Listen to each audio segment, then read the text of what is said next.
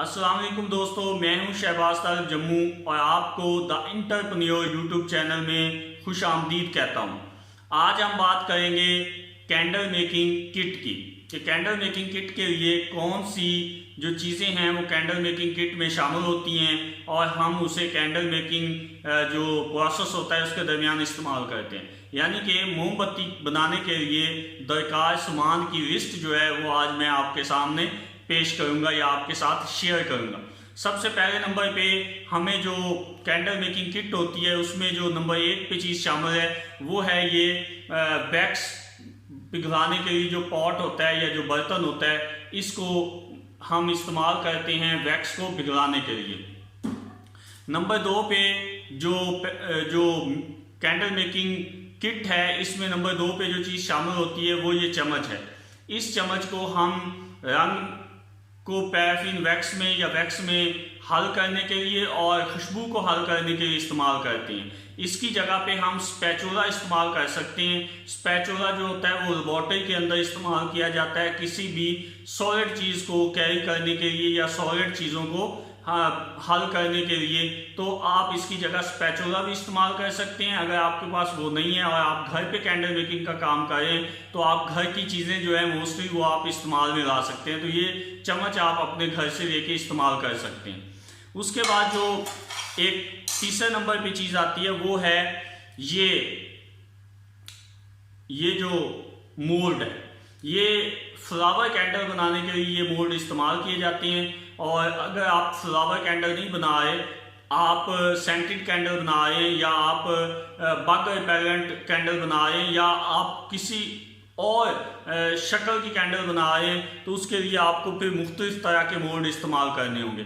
आप इस तरह के जार भी इस्तेमाल कर सकते हैं, ओपन जार भी इस्तेमाल कर सकते हैं और क्लोज जार भी इस्तेमाल कर सकते हैं। मेरा यहाँ पे आपको मशवरा है कि जब भी आप सेंटेड कैंडल या बग रिपेलेंट कैंडल बनाएं तो आप मोस्टली कोशिश करें कि आप जार यानी बंद जो ढक्कन वाला जो जार होता है वो इस्तेमाल करें, ताकि जो आपने खुशबू इसके अंदर शामिल की है वो ये ना हो कि जो इसमें से निकल जाए या वो कम हो जाए। अगर आप जार इस्तेमाल करेंगे कैप वाला या ढक्कन वाला तो उसमें ये होगा कि जो आपने खुशबू ऐड की है वो जब कैंडल को इस्तेमाल किया जाएगा तो उस वक्त वो फ्रेश जो खुशबू है उस वक्त वो मिल सकेगी।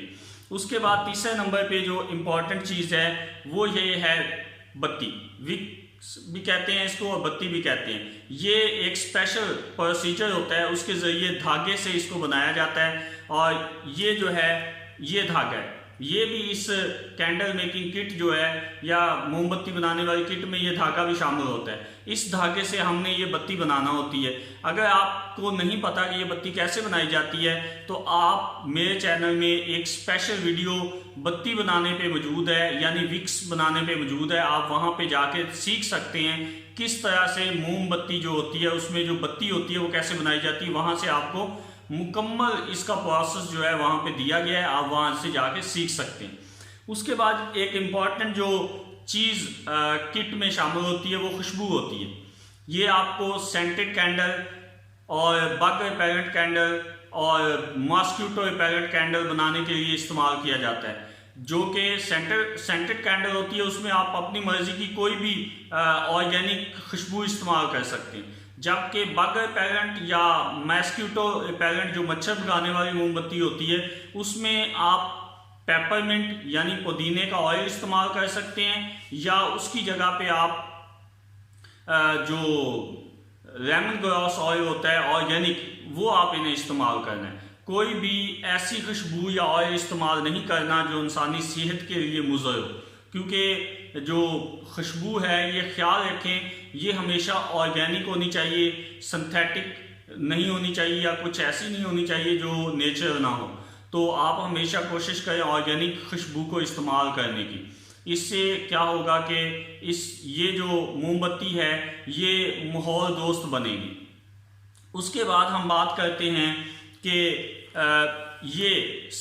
ये जो नाइफ है इसको आप पैराफिन वैक्स को काटने के लिए इस्तेमाल करते हैं। ये भी जो कैंडल मेकिंग किट होती है या मोमबत्ती की जो किट है उसके अंदर ये शामिल होती है।